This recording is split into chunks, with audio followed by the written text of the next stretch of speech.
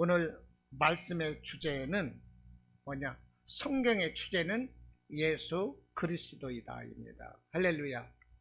성경의 주제가 누구라고요? 예수 그리스도. 이와 같은 말씀의 은혜를 함께 나눕니다. 이 성경에서 제일 먼저 창세기, 출애굽기, 레위기, 민수기, 신명기가 나옵니다. 이것을 뭐라고 하나요? 모세오경이라고 그럽니다. 이 모세오경을 쓴 사람은 모세입니다. 특별히 천지만물의 기원과 우리 인간의 기원을 적은 창세기는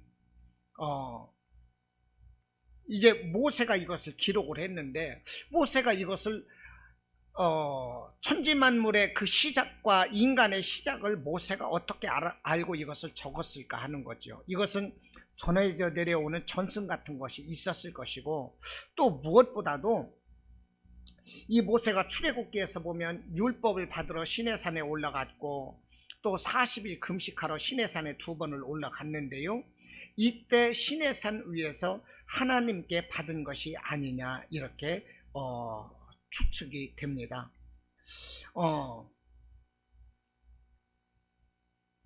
모세가 시내산에 올라가서 십계명을 받았거든요. 그리고 금식을 하면서 이제 율법에 대해서 받았고, 제사법에 대해서 이 말씀을 받았어요.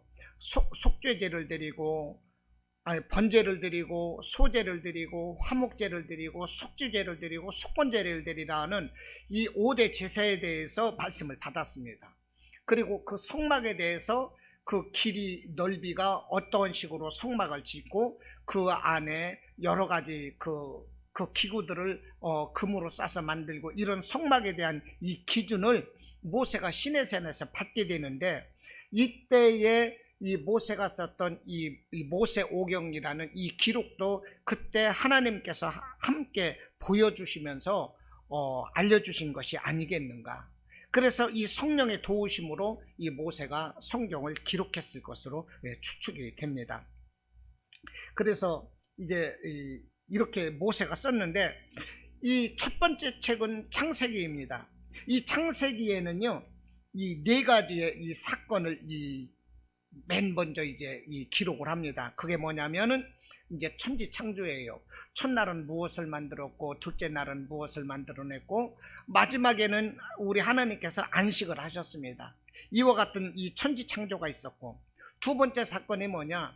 이제 인간이 하나님이 먹지 말라고 말씀을 하시는 선악과를 먹고 죄를 지었습니다. 이것이 두 번째 사건이었어요.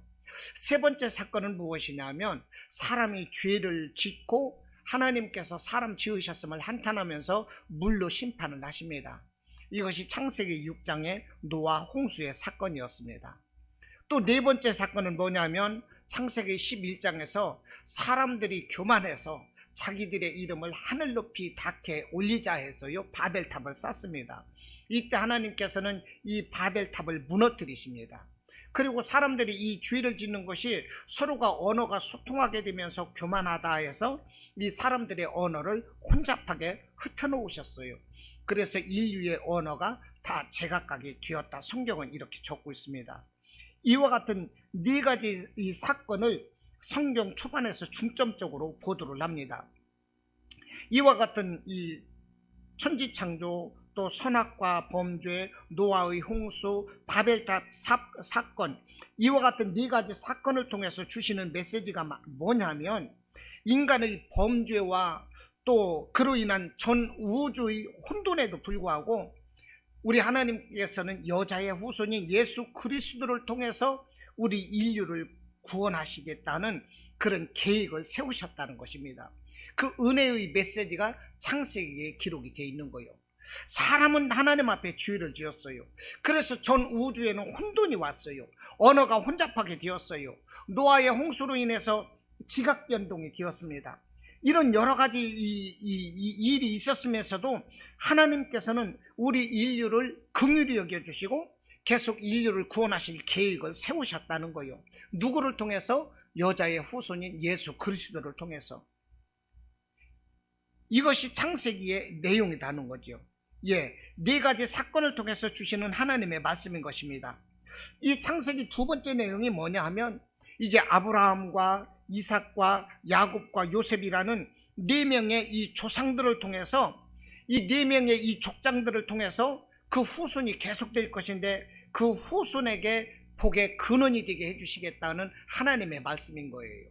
자, 아브라함에게, 이삭에게, 야곱에게, 요셉에게 이제 복을 주어서 복의 근원이 되게 할 것이라는 것인데, 이와 같은 네 명의 이 족장들의 모습이 누구냐? 장차 오실 그리스도, 예수 그리스도의 모형이라는 것입니다. 아브라함을 통해서 예수 그리스도를 예표하고 있어요. 이삭을 통해서 예수 그리스도를 예표합니다. 야곱을 통해서, 요셉을 통해서 다시 오실 예수 그리스도를 예표한다는 것입니다. 그러니까 모세가 시내산 위에서 바라보았던 이 창세기의 네 가지 사건과 네 명의 이 족장을 통해서 주시는 그 메시지가 뭐냐? 그리스도 예수라는 것입니다. 모든 사건, 모든 인물 속에는 그리스도 예수가 예표되어 있다는 거예요.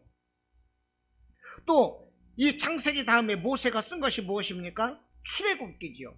출애굽기에는 이 10계명이 써 있습니다. 19장, 20장에서요. 10계명이 기록이 되어 있고, 그리고 율법이 기록이 되었어요. 그리고 제사법이 기록이 되어 있습니다. 말씀드렸지만은 번제를 드리고 소제를 드리고 화목제, 속죄제, 속건제, 이런 이 제사법, 그리고 성막에 관한 법이 이제 출애굽기에 이렇게 레위기서에 이렇게 기록이 되어 있는데, 이런 내용 가운데서 이 언급하고자 하는 것이 무엇이냐? 이 하나님이 보여주시고자 하는 것이 무엇이냐면 바로 예수 그리스도라는 거예요. 예, 성막이나 제사법이라든지 뭐 네 명의 족장이라든지 이런 말씀 가운데 그리스도라는 말은 없어요. 그러나 그 사건을 통해서 이 우리에게 주시는 내용이 뭐냐? 그리스도를 모형으로 이미 보여주고 계시다는 것입니다. 영화나 이 드라마에 보면 주연이 있고 조연이 있습니다. 그런데 이 영화나 이 드라마에서 보면 이 조연이 놀라운 이런 막 연기하는 것을 우리가 볼 수가 있어요. 그래서 조연이 얼마나 연기를 잘 하느냐에 따라서 그 주연이 살아나고 그 드라마, 영화가 살아나는 것을 우리가 봅니다. 그래서 영화에서 보면 그 유해진이 있지 않습니까? 유해진 얼굴도 잘생기지 못하고 그랬는데요, 유해진이 나오는 그 영화는 유해진이가 그 조연의 역할을 잘 해가지고 그 영화 내용이 살아난다는 거예요. 그 주연이 살아난다는 것입니다. 그래서 유해진이가 영화에 출연하느냐 않느냐에 따라서 그 영화가 대박을 날 수도 있고 그렇지도 않다는 것입니다. 그 주연이 살아나기도 하고 그렇지도 않다는 거예요. 이 조연이 이렇게 중요해요. 그런데 성경 속에 나타나 있는 뭐 천지창조라든지 선악과라든지 노아 홍수 바벨탑 사건, 또 아브라함, 이삭, 야곱, 이 요셉이라든지 이런 이 족장들의 이야기가 전부 다 조연과 같은 이야기라면, 그 조연 속에서 나타나고자 하는 이 주연이 누구냐면 예수 그리스도라는 것입니다. 여러분 이해가 되십니까? 모든 그 메시지 가운데서는 그 나타내고자 하는 것이 무엇이냐? 예수 그리스도라는 거예요. 그러니까 우리가 성경을 읽으면서 창세기나 출애굽기나 레위기, 민수기, 신명기 이런 책을 읽으면서 우리가 거기에 나타나 있지 않은 이 그리스도라는 말이 직접 언급되어 있지 않지만 그 안에 나타나 있는 그리스도를 찾아서 우리가 읽을 수 있다면 이것은 정말 놀라운 이 경지가 아닐 수가 없는 겁니다. 여러분들이 그 내용 가운데서 그리스도 예수를 찾아낼 수 있다면 이것은 놀라운 경지인 거예요. 여러분들의 믿음은 대단한 믿음 위에 있는 것이고요, 성령께서 여러분들의 믿음 위에 함께 하시는 것입니다. 여러분, 조연을 통해서 주연이 드러나는 거거든요. 여러분, 우리는 조연의 인생을 살아야 됩니다. 우리는 조연의 인생을 살아야 돼요. 그리스도를 나타내기 위한 조연이 되어야 되는 것입니다. 할렐루야. 이해가 되십니까? 우리는 주연, 이 성경의 주인공이신 예수를 나타내기 위한 조연의 역할에 우리는 충성해야 돼요. 충실해야 돼요. 할렐루야. 우리 예수님을 나타내야 돼요. 우리의 삶을 통해서 예수를 나타내는, 그리스도를 나타내는 멋진 조연의 인생이 되시기를 주님의 이름으로 축원합니다. 이렇게 구약에서 예표하고 있는 이 그리스도가 동정녀 마리아의 몸을 통해서 이 땅에 태어나셨어요. 그분이 바로 예수 그리스도라는 것입니다. 이해가 되시죠? 예. 예 하는 그 대답이 얼마나 아름다워. 아멘이라는 대답.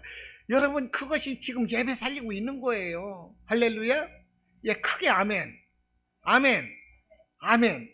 아멘이 여러분들 예배를 살리고 여러분들 예배 가운데서 지금 여러분의 예배 하나님이 받으시는 거예요. 할렐루야. 네. 전광훈 목사님이 오래전에 미국에 성경 세미나를 가셨는데, 예, 20년 전인지 30년 전인지 모르겠어요. 미국의 성경의 그 세미나를 갔습니다. 그래서 목사님들을 모시고 교수님들을 모시고 세미나를 하는데, 이제 영어를 이제 통역하시는 이제 한국 사람이 있었어요. 이 전광훈 목사님이 설교하시고 미국 사람들이 들을 수 있도록 통역을 하시는 분이 있는데, 통역하는 사람이 한국 사람이요. 그런데 한국 사람이 그러더랍니다. 목사님, 이 미국 목사들, 미국 교수들 형편없습니다. 그러더라는 거예요. 이 사람들을 다 자유신학으로 변질되고 다 썩었습니다. 그러더라는 거예요. 미국에 제일 가는 그 대학교가 하버드 대학 아닙니까? 그런데 이 하버드 대학이 맨 먼저 생겨난 것은 신학교로 생겨났어요. 하나님을 가르치는 학교로 생겨난 것이 하버드 대학인데 나중에 종합대학으로 이렇게 된 것이거든요. 근데 하버드뿐 아니라 미국에 있는 모든 신학대학이 다 썩었다는 거예요. 그래서 썩었는데 어떻게 이 사람들이 이렇게 썩었냐? 그 통역하는 사람들이 말하더라는 것입니다.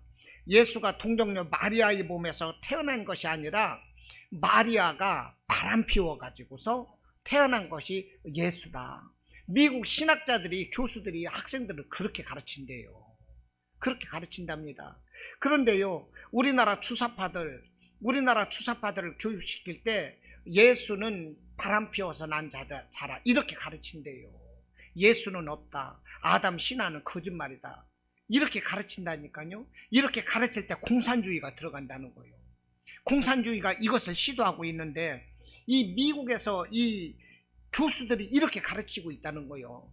예수는 마리아가 바람 피워서 난 아이다. 그러니까 바람 피워서 난 것이 예수라고 보면 이 무슨 얘기입니까? 예수는 하나님의 아들이 아니라 사생아라는 얘기요. 그리고 아담과 하와의 이 선악과 이야기는 이스라엘의 신화일 뿐이고 사실이 아니다. 이렇게 말하더라는 것입니다. 어느 나라나 종교성이 있는데 어느 나라나 그 나라가 믿는 종교가 있다는 것입니다. 토속 신앙이 있다는 얘기요. 그것이 이스라엘에게 아담과 하와의 선악과 이야기라는 얘기요. 우리나라에 있는 것은 단군 신화죠. 예, 이 곰이 이 100일 동안 굴속에 가서 마늘을 먹고 사람이 되었다. 이것이 단군이거든요. 우리는 단군 신화다. 단군 자손이다. 우리나라에 단군 신화가 있는 것처럼 이스라엘 사람들에게 그들의 신화가 있는데 그것이 아담과 하와의 이야기고 이 선악과 이야기, 아담과 하와의 이야기는 그냥 꾸며낸 이야기다. 신화이다. 이렇게 가르친다는 것입니다. 이것은 예수님께서 하나님의 아들이라는 이 구원자 그리스도이심을 부인하는 충대한 범죄가 아닐 수 없다는 거예요. 그런데 미국의 신학자들이 이렇게 학생들을 가르치고 있다는 것입니다. 그러므로 이 통역하는 사람이 말하기를, 목사님, 지금 이 사람들에게 멋진 설교를 내서 이 사람들에게 박수를 받고 그렇게 한들 무슨 소용이 있겠습니까? 차라리 이 썩어버린 이 미국 신학자들과 목사님들을, 이 미국 목사들을 박살내서 정신 차리게 해주십시오. 이렇게 말했다는 거예요. 여러분, 좀 덥지 않으면 좀 끌까요? 시끄럽네. 네. 그래서 이 사람들에게 은혜를 끼치는 것도 중요하지만 이 사람들이 정신 차릴 수 있도록 목사님 이 사람들을 박살내 주십시오. 통역하는 사람이 이렇게 말을 했대요. 그래서 전광훈 목사님이 그럼 이렇게 해라. 내가 설교하는 거 단 한마디도 빼지 말고 그대로 통역하라. 예, 이렇게 말을 하고 나서 전광훈 목사님이 이제 이 설교를 했는데 이렇게 설교를 했다고 합니다. 저는 여러분의 나라 조상님들이 우리나라에 선교사로 오셔서 가르쳐 주신 그 하나님의 지식을 배우고 목사가 되었습니다. 이렇게 말을 했어요, 미국 사람들한테. 응? 여러분의 조상님들은 말씀하시기를 하나님의 형상으로 지음받은 아담과 하와가 선악과를 범함으로 범죄했고 그 죄를 대속하시기 위해서 동정녀 마리아를 통해서 예수 그리스도께서 이 땅에 오셨다고 가르쳐 주셨고 저는 그것을 배웠습니다. 이렇게 말씀을 했어요. 그런데 지금 미국의 신학자들과 목사님들은 아담의 이야기는 이스라엘의 신화일 뿐이고 예수는 마리아가 바람 피워서 태어난 아이라 이렇게 가르친다고 들었습니다. 그렇다면 여러분들의 조상이신 선교사님들이 한국에 와서 아담의 죄와 동정령의 몸으로 오신 예수를 가르치신 것이 거짓말이든지 아니면 지금 여러분들의 가르침이 거짓말일 것입니다. 도대체 누가 거짓말을 하는 것입니까? 여러분의 조상님들이 우리 한국에 와서 가르친 것이 거짓입니까? 아니면 여러분들이 아담의 신화는 거짓말이고 예수가 바람 피워서 났다고 말을 하는 그것이 거짓말이고 둘 중에 하나 거짓말인데 여러분의 조상이 거짓말하는 것입니까? 여러분들이 거짓말하는 것입니까? 이것을 물었다는 거예요. 이렇게 물으니까 그 장중에 있는 모든 신학자들이 대꾸를 하지 못하고 조용하더랍니다. 그냥 그 물을 끼얹 듯이 그 장중이 조용하고 아무도 말하는 사람이 없는데 그때 이렇게 말을 했다고 그래요. 야 이 개새끼들아. 그랬답니다. 야 이 개새끼들아. 너희들이 하나님 가르치는 교수냐? 너희들이 목사야? 그러고도 니들이 구원받을 것으로 생각하느냐? 너희들이 학생들을 그렇게 가르쳐서 그 신학을 그렇게 개판으로 만들어 놓고서도 하나님 앞에 책망이 없을 것으로 생각하느냐? 너희들은 절대 천국 못 가. 너희들은 지옥이야. 회개해. 회개하라고. 그러면서 불을 꺼놓고 그 사람들을 회개를 시켰답니다.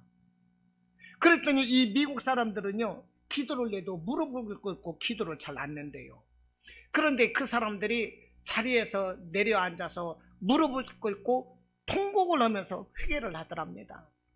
예. 그러고 예배가 끝났는데 이제 그 다음 시간에 예배가 또 있어요. 그런데 이 사람들이 차에 시동을 켜고 다 떠나는 거예요. 그래가지고 야, 내 설교가 너무 심했나? 막 개새끼라고 막 뭐 욕을 했으니 내가 너무 심했나 싶어가지고요 걱정이 되더라는 거예요. 근데 알고 봤더니 그 다음 시간 예배에 이렇게 기가 막히게 훌륭한 설교를 나 혼자 들을 수 없다 이겁니다. 그래서 우리 성도들도 이 설교를 들어야 돼. 그러면서 그 교수들이 목사들이 차를 가지고 다 떠나서 자기들 교회 장로들 권사들 집사들을 막 태우고 왔다는 얘기요. 막 자기 동료들한테 연락을 해가지고 동료들이 오고 그래서 그 예배가 초만원을 이루었대요. 그러면서 그 막 여기저기에서 그 미국 여기저기에서 막 연락이 오더랍니다. 우리 교회 와서 집회해달라고 부흥해달라고. 예. 정광훈 목사님은 다른 얘기 안 했어요. 예수만 전한 거요. 너희들이 그 잘못 전하고 있는 그 예수는 하나님의 아들이시다. 이것을 전했을 뿐이요.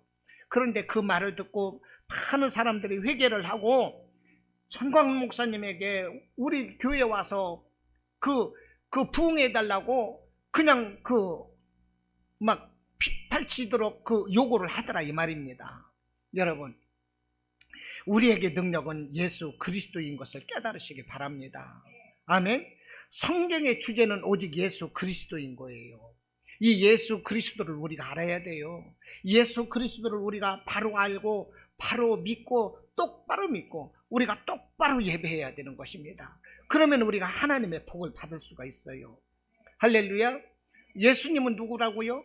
성경에서 말씀을 하는 예수님은 그리스도다 이 말이요. 그리스도다 이 말입니다. 선악과 사건을 통해서도 바벨탑 사건을 통해서도 노아의 홍수의 사건을 통해서도 천지만물을 조성하는 시작의 사건을 통해서도 말씀을 하는 것은 그리스도다는 거예요. 아브라함을 통해서도 이삭을 통해서 야곱을 통해서 요셉을 통해서 말씀을 하는 것은 바로 그리스도 예수라는 것입니다. 이 예수를 우리가 알아야 되는 거예요. 이 예수를 알지 못하고 예배드리니까 우리의 예배가 힘이 없는 예배가 되는 것이고, 우리가 수박 이 알맹이 진짜 맛을 맛보지 못하고 수박 겉할 듯 우리가 이러고 있다니까요. 많은 사람들이 예배의 본질이 무엇이냐, 예배의 그 대상이 누구이냐, 이것을 모르는 거예요. 할렐루야. 예배의 대상은 오직 예수 그리스도입니다. 할렐루야. 성경이 말씀을 하는 것은 오직 예수인 거예요. 이것을 똑바로 하시기를 바랍니다. 성경에 5대 제사가 있다고 그랬죠. 번제, 소제, 화목제, 속죄제, 속건제. 이 출애굽기 레위기에서 가르치고 있어요. 이 모든 것이 그리스도다 하는 거입니다. 그리스도다 하는 거예요. 우리가 오늘 성경 요한복음 5장 39절을 읽었어요. 39절에서 뭐라고 말씀을 합니까? 이건 예수님의 말씀인 건데요. 너희가 성경에서 영생을 얻는 줄 생각하고 성경을 연구하거니와 이 성경이 곧 내게 대하여 증언하는 것이니라. 할렐루야.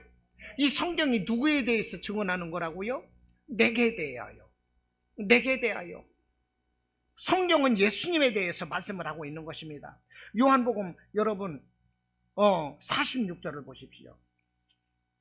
46절 보면 뭐라고 합니까? 모세를 믿었더라면 또 나를 믿었으리니 이는 그가 내게 대하여 기록하였음이니라. 예수님 말씀인 거요. 예수님이 뭐라고 그러세요? 모세가 기록한 성경이 누구를 기록한 거라고요? 내게 대하여. 예수님 자신을 모세가 기록했다. 예수님이 확인해 주고 있는 것입니다. 그런데 이와 같이 모세가 말씀하는 그 주제가 무엇이냐? 예수 그리스도인데, 이와 같은 진리가 구약 시대에는 베일 속에 감춰져 있었다는 거예요. 아무도 이 사실을 몰랐어요. 구약 시대에는 이 말씀이 그리스도 누구를 얘기하는지 아무도 몰랐어요. 감춰져 있었어요. 물론 부분적으로도 이 미미하게 드러난 부분도 있었습니다만은, 이 모세 오경에 의도하는 그리스도의 비밀이 확연하게 밝혀진 것은 사도 바울에 의해서 밝혀졌다는 것입니다. 그래서 사도 바울이 고린도후서 12장에서 이 말씀을 하고 있는데, 고린도후서 12장에서 무슨 말씀을 하느냐면, 내가 옛날에 삼층천에 가가지고 내가 본 것이 있는데 그때 말할 수 없는 환상과 계시를 내가 보았다, 이렇게 말을 해요. 고린도후서 12장 4절에서 보면 그가 낙원으로 가서, 이거 3인칭인데요, 그가 누구냐면 사도 바울 자신을 말하는 거거든요. 내가 낙원으로 이끌려가서 말로 표현할 수 없는 말을 들었으니 사람이 가히 이르지 못할 말이로다 그랬어요. 내가 낙원 천국의 3층전에 올라가서 봤는데 말로 표현할 수가 없어. 내가 보고 들은 것을 말로 표현할 수가 없어. 사람으로서는 표현할 수 없는 그런 말을 들었다, 보았다, 이것을 말해요. 그것이 무엇이냐? 모세가 보았던 창세기, 출애굽기, 레위기, 민수기, 신명기 그 내용을 사도 바울이 그대로 사도 바울도 보았다는 거예요. 고린도서 12장 7절에서 사도 바울은 계속 말합니다. 여러 계시를 받은 것이 지극히 크므로, 여러 계시를 받은 것이 지극히 크므로, 그것이 무엇이냐? 모세가 보았던 것을 자기 자신도 보았다는 거예요.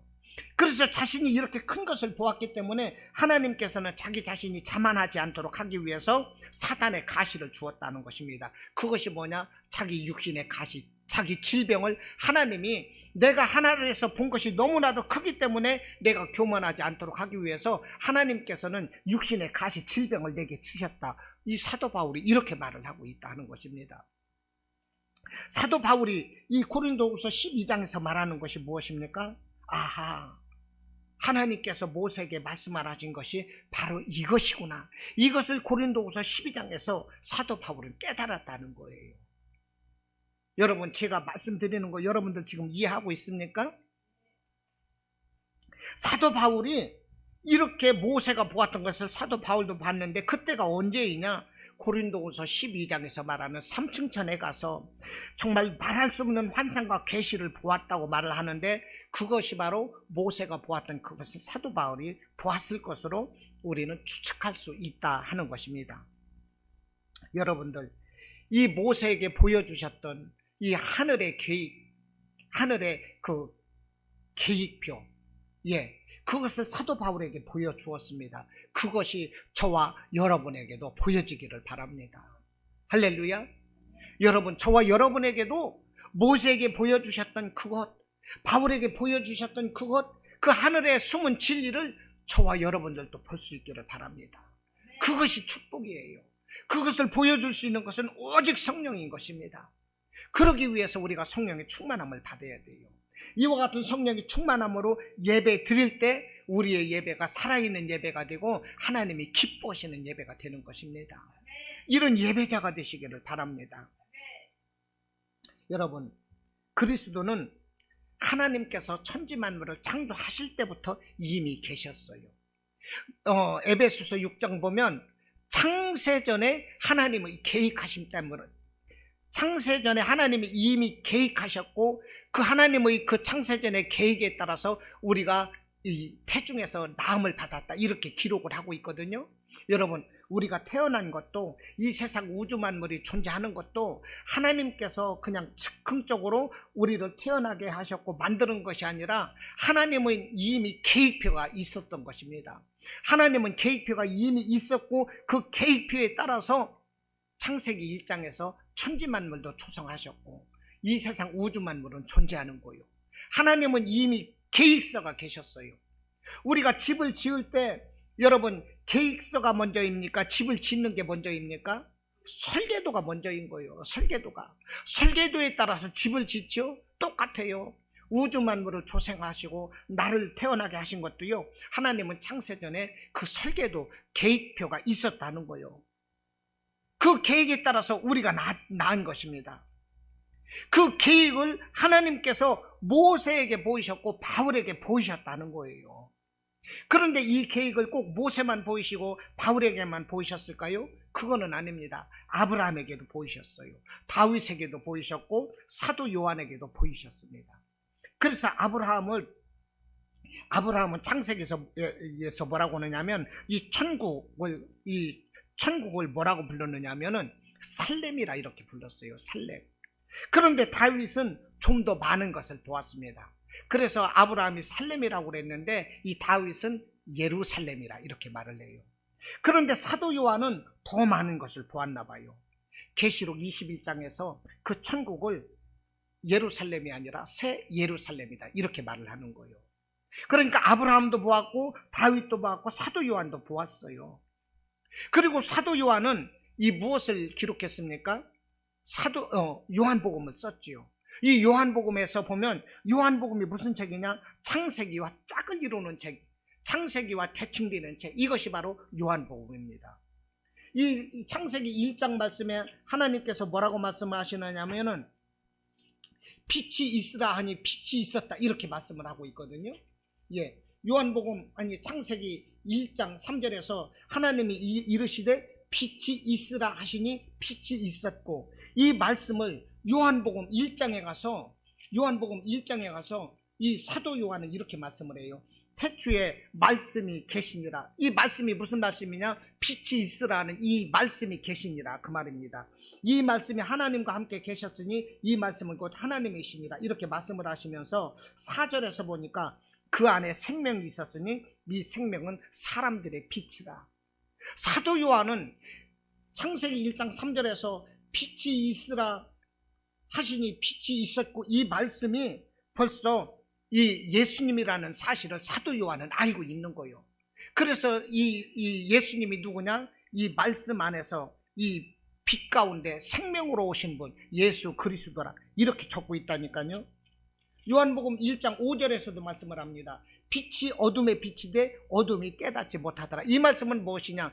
빛 대신 예수님이 이 땅에 오셨지만 이 세상 사람들이 빛 대신 예수님은 알지 못했다 이렇게 적고 있는 거예요. 예. 그러니까 이 모세에게 보여주셨고 바울에게 보여주셨지만 하나님께서는 아브라함이나 다윗이나 사도 요한 이런 분들에게도 알 수 있는 은혜를 주셨다는 것입니다. 그런데 가장 큰 그림으로 보여준 사람이 누구냐? 모세와 바울이다 하는 거예요. 그래서 모세는 위대한 이 모세오경을 이렇게 기록했던 것이고, 사도 바울은 이 암호와 같은 모세오경을 자기도 이렇게 이제 이 시내산 위에 가서 보았을 것이고, 그러면서 암호처럼 되어 있던 구약시대 아무도 알지 못했던 모세 오경을 사도 바울이 새롭게 해석했다 하는 것입니다. 그래서 출애굽기나 이 레위기 보면 이 제사법 같은 것이 나옵니다. 이 번제 같은 것은 이 양이나 염소나 소를 잡아서 태워가지고 하나님께 이 드리는 것이 이 번제고, 소제는 뭐냐면은 이 곡식을 곱게 가루로 쪄서 하나님께 드리는 이것이 이제 소제고, 이런 거거든요. 화목제도 짐승을 잡아서 드리고, 이런 이 제사법이 있어요. 그런데 이것이 출애굽기나 레위기서 말하는 이 제사법인데, 이 제사법은 뭐냐? 사람의 행위로 드려지는 제사인 것입니다. 그런데 사도 바울은 이것을 어떻게 해석하느냐면 로마서에서 해석을 하는 것입니다. 이 구약에서 드렸던 이런 이 5대 제사, 이런 것은 사람의 행위로 드렸지만 이제 예수 그리스도 안에서 우리는 어떤 제사를 드려야 되느냐? 영적으로 제사를 드려야 된다는 것입니다.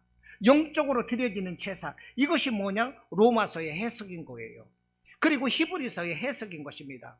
출애굽기와 짝이 되는 책이 로마서이고, 레위기와 짝이 되는 책이 이 제사장 제사법과 되는 레위기와 짝이 되는 책이 바로 히브리서인 것인데, 이 히브리서가 이 사도 바울이 줬다는 보장은 없어요. 히브리서는 누가 줬나 몰라요. 그렇지만 사도 바울은 이렇게 모세가 본 것을 자기도 보고 영적으로 재해석을 했다는 것입니다.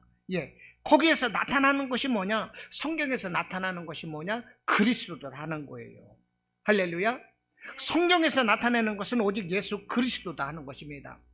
그래서 예수 그리스도를 나타내는 이 근거를 제가 지금 말씀드렸지만 다시 한번 말씀드린다면, 하나님께서 창세기 제1장에서 천지 우주 만물을 7일간에 걸쳐서 창조를 하셨습니다.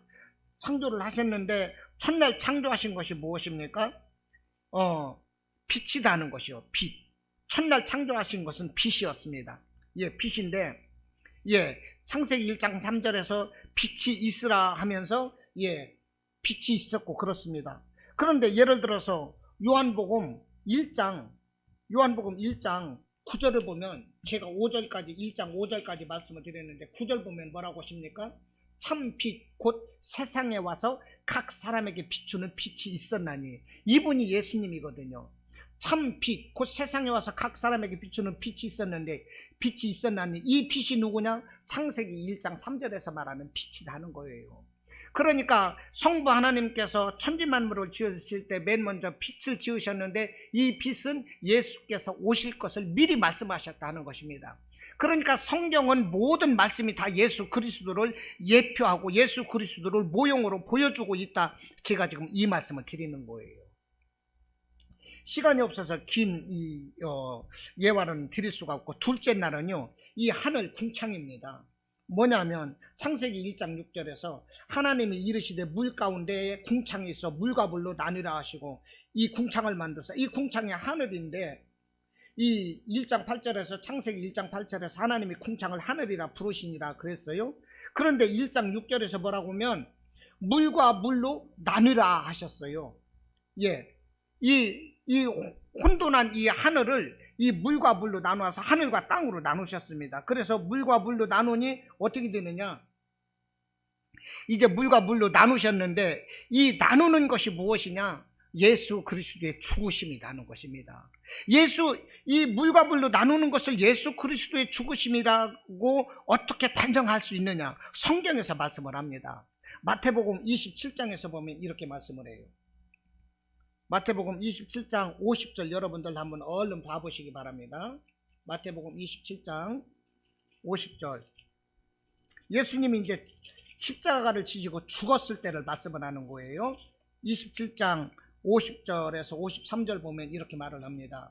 예수님이 죽으셨을 때 무슨 일이 일어났는가? 성경에서 보니까 예수께서 다시 크게 소리 지르시고 영원히 떠나시니라. 이제 십자가에서 죽으셨어요. 이에 성소 휘장이 위로부터 아래까지 찢어져 둘이 되고, 그랬지요? 예수님이 죽으시니까 성소 휘장이 찢어져서 둘이 되었어요. 그리고 52절 보니까 무덤들이 열리며 자던 성도의 몸이 많이 일어나대. 53절 예수의 부활 후에 그들의 무덤에서 나와서 거룩한 성에 들어가 많은 사람에게 보이니라. 예수님이 부활하셨을 때 이런 일이 있었다는 거예요. 그러니까 천지 창조하실 때 두 번째 날 하늘 이 궁창에서 물과 불로 나누셨다는 것은 예수님의 죽으심을 의미한다는 것입니다. 그리고 창세기에서 이제 세 번째 날 만드는 것이 하나님의 말씀으로 지으신 것이 뭐냐면 물이 한 곳으로 모이고 이런 일을 하셨습니다. 이 구절에서 보면 하나님이 이르시되 천하의 물이 한 곳으로 모이고 묻지 드러나라 하시니 그대로 되니라. 창세기 1장 9절 말씀인 거예요. 물이 한 곳으로 모이고 묻지 드러나라 하시니 이 묻지 드러났어요. 그래서 이 묻을 땅이라 하고 물을 바다라 이렇게 말씀을 하는 것인데, 물이 한 곳으로 모이니까 물이 모인 것은 바다가 되고 물이 빠져나간 것은 무땅이었다는 것입니다. 이것은 무엇을 의미하느냐? 예수님의 부활을 의미한다는 거예요. 예수님의 부활. 예수님의 부활. 이것을 무엇으로 증명할 수 있느냐? 마태복음 3장 6절에서 말씀을 합니다. 마태복음 3장 6절에서 보면 뭐라고 말씀을 하시느냐면 자기들이 죄를 자복하고 요단 강에서 그에게 세례를 받더니, 이 세례가 이 물을 뜻하는 거거든요. 아무튼 이 창세기에서 우리 하나님께서 천지 창조를 할 때 일곱째 날 이제 안식을 하셨는데, 이 안식 하시기까지 이 모든 것은 예수 그리스도를 모형으로 하는 것이다. 예수 그리스도를 예표하는 것이다 하는 것입니다. 예를 들어서 여섯째 날 하나님께서 동물과 사람을 지으셨어요. 사람을 지으시면서 창세기 1장 28절에서 하시는 말씀이 다스리고 뭐라고 하셨느냐면 생육하고 번성하고 땅에 충만하고 다스리라 하셨습니다. 그랬는데 사람이 여섯째 날 태어나서 사람이 하는 일이 무엇입니까? 다스리는 일인 거거든요. 다스리는 일. 그런데 예수님은 이것을 무엇을 말하느냐? 예수님의 재림을 의미하는 거예요. 예수님 재림, 이 땅에 재림하실 것을. 그러면 예수님이 이 땅에 재림하셔서 이 땅을 심판하실 때 이 땅에서는 천년 왕국이 이루어지는 것입니다. 예수님이 재림을 하시게 되면 예수를 믿었던 자들이 낙원에 있던 그들이 예수님과 함께 이 땅으로 내려오게 되고, 무덤에 묻혔던 자들이 무덤 속에서 그 몸이 나와서 천사와 같은 몸으로 변화를 받고 이제 이 땅에서 천년 왕국이 이루어질 때까지 함께 예수님과 함께 이 땅을 다스리게 되는 거거든요. 그때는 이 죽지 않고 믿고 있는 그 사람들도 예수님과 함께 천년 왕국에서 왕노릇 하면서 이 땅을 다스리게 되는데, 이때 예수님이 다스리는 이것이 곧 무엇이냐? 창세기에서 여섯 번째 사람이다 하는 것입니다. 여섯 번째 지음 맞는 사람. 사람은 다스림을 말하는 것이고, 이것이 예수님의 재림이고 심판이라는 거예요. 이와 같이 이 하나님이 하신 모든 것에는 이 예수 그리스도가 모형이고 예수 그리스도를 예표하고 있다. 제가 이것을 지금 예를 들어서 설명을 하고 있는 것입니다. 그러니까 구약 성경은 뭐냐? 오실 그리스도에 대한 말씀인 것이고요, 신약 성경은 오셔서 이루신 예수님에 대한 말씀이라는 것입니다. 그 계획대로 예수님께서 이 땅에 오셔서 십자가의 고난 가운데 죽으시고 부활하시고 승천하셨어요. 이제 앞으로는 재림하실 일이 남았고 천년왕국이 이제 남아있는 것입니다. 그 천년왕국이 끝나면 우리 믿음의 사람들은 영원히 이 새하늘과 새 땅으로 들어가서 거기에서 이제 살게 되는, 이 안식을 얻게 되는 거죠. 쉼을 얻게 되는 것입니다. 그러므로 성경의 주제는 오직 예수 그리스도다 하는 겁니다. 성경이 목적하는 것은 새하늘과 새 땅, 영원한 천국이다 하는 거예요. 우리는 이것을 알자 하는 거예요. 이것을 모르면서 우리가 예배를 드리기 때문에 문제가 된다는 거예요. 성경에서 한결같이 말씀하고자 하는 것이 무엇이냐? 바로 예수 그리스도다. 여러분, 제가 오늘 말씀드리고자 하는 것이 이거예요. 성경에서 한결같이 말씀하고자 하는 것이 무엇이냐? 예수 그리스도다. 이 예수 그리스도를 믿을 때 우리가 구원을 받는다는 것입니다. 그래서 요한복음 3장 16절에서 하나님이 세상을 이처럼 사랑하사 독생자를 주셨으니 그 독생자가 예수인 거예요. 이는 그를 믿는 자마다 멸망하지 않고 영생을 얻게 하려 하심이니라 말씀을 하는 것입니다. 그 독생자 예수, 그를 믿을 때 구원을 받는데요. 요한복음 14장 6절에서 내가 곧 길이요 진리요 생명이니 나로 말미암지 않고는 아버지께로 올 자가 없대요. 여러분, 예수를 믿어야 구원받는다는 것입니다. 요한복음 1장 12절에서 말씀을 하기를 영접하는 자, 곧 그 이름을 믿는 자들에게는 하나님의 자녀가 되는 권세를 주셨대요. 믿는 자가 하나님의 자녀가 된다는 것입니다. 믿을 때 우리가 구원받는다 하는 거예요. 그러면 예수 그리스도를 우리가 믿을 수 있는 힘이 어디에서 오는 것입니까? 성령께서 도와주실 때 우리가 예수님을 믿고 따를 수가 있어요. 요한복음 1장 14절 말씀을 합니다. 말씀이 육신이 되어 우리 가운데 거하심에 우리가 그의 영광을 보니 아버지의 독생자의 영광이 은혜가 진리가 충만함이더라. 아니, 성령을 통해서 우리가 믿게 되는데, 우리가 믿게 되는 이 그리스도가 우리에게 어떻게 나타나는 것이냐? 성령을 통해서 기록이 되었다는 것입니다. 할렐루야. 성경을 통해서 예수님은 기록되었어요. 말씀 속에 계신 분이 곧 예수님이신 것입니다. 그래서 말씀이 육신이 되어서 우리 가운데 거하신다, 이렇게 말씀을 하는 거예요. 여러분, 이 요한복음 1장에서도 말씀이 육신이 되어서 우리에게 오셨다고 말씀을 하잖아요. 말씀, 우리에게 오신 우리 예수님이 누구시냐? 말씀, 태초에 계셨던 말씀이 우리에게 오신 거예요. 이 말씀이 지금 우리와 함께 계시는 것입니다. 이 말씀을 우리가 성령을 통해서 우리가 깨달을 수가 있는 거예요.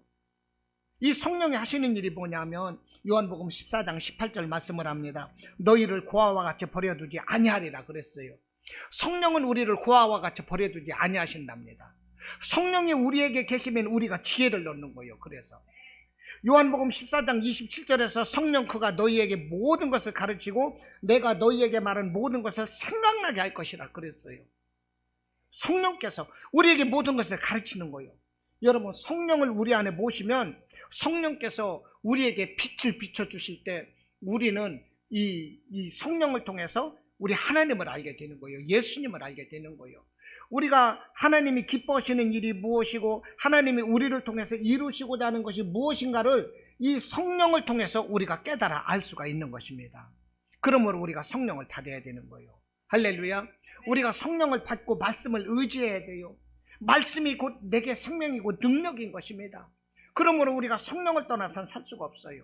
말씀을 떠나서는 아무것도 할 수가 없어요. 성령이 계셔야만이 예수님이 내 안에 오시고 그 예수님을 내가 깨달아 알 수가 있는 것이고, 말씀이 계셔야만이 말씀으로 오시는 예수님을 내가 알 수가 있는 것입니다. 히브리서 4장 12절로 말씀을 합니다. 하나님의 말씀은 살았고 활력이 있어 좌우의 날선 어떤 검보다도 예리하여 혼과 영과 관절과 골절을 찔러 쪼개기까지 하며 또 마음의 생각과 뜻을 판단하신다 그랬어요. 무슨 말씀이냐면 하나님의 말씀은 살았대요. 여러분, 하나님의 말씀은 지금 살아계십니다. 할렐루야. 하나님의 말씀은 죽어있는 옛날 말씀이 아닌 거예요. 살아있어요. 그래서 좌우의 날선 어떤 검보다도 예리하답니다. 우리의 혼과 영과 관절과 골수를 찔러 쪼갠대요. 이 혼이 뭡니까? 우리의 생각인 거예요. 영이 뭡니까? 영도 찔러 쪼갠대요. 하나님 앞에 거룩함으로 바로 가고자 하는 이것이 이 영인 거거든요. 하나님의 거룩함을 받드는 이것이 영인 거예요. 이 하나님의 말씀은 살아서 예리한 검과 같이 우리의 혼과 영을 찔러 쪼개는 거예요. 성령이 있을 때 우리가 영이 바로 되는 것입니다. 우리의 생각이 바로 되는 거예요. 거룩함으로 바로 되는 거예요. 여러분, 성령이 계실 때 우리의 관절과 골수를 찔러 쪼갠대요. 예리한 검과 같이. 관절과 골수가 무엇입니까? 우리의 육신인 거죠. 우리 병든 몸이 치료되는 것입니다. 성령이 계실 때, 말씀이 계실 때 이와 같은 은혜가 있으시기를 바랍니다. 올 한 해 저는 표어가 이사야 60장 1절 말씀이에요. 일어나 빛을 발하라 하는 말씀인 것입니다. 여러분, 우리가 무엇으로 일어날 수가 있습니까? 하나님의 말씀인 거예요. 예수 그리스도가 있어야 돼요. 하나님의 말씀을 통해서 예수 그리스도가 역사하는 살아있는 하나님으로 우리에게 역사되어야 하는 것입니다. 할렐루야. 성경을 보면서 이사야서를 읽으면서 이사야 선지자의 이야기가 아니라 이사야 선지자가 말씀을 하고자 하는 그리스도를 우리가 읽을 수 있어야 돼요.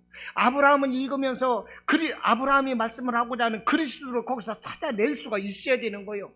야곱을 통해서 그리스도를 우리가 읽어내야 되는 거예요. 그러기 위해서 우리가 말씀을 가까이 해야 되는 것이고 성령을 가까이 해야 됩니다.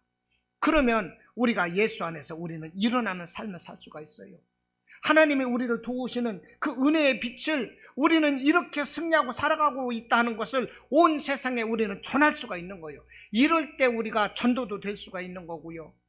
우리가 간접적인 삶을 살아갈 수가 있는 것입니다. 이것이 우리의 승리하는 삶이 되는 것입니다.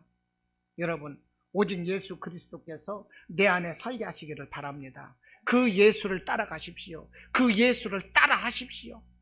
예수를 따라가고 예수를 따라 하십시오. 그러면 우리가 살아요. 그러면 우리도 일어나고 승리하는 삶이 됩니다. 할렐루야. 기도하겠습니다.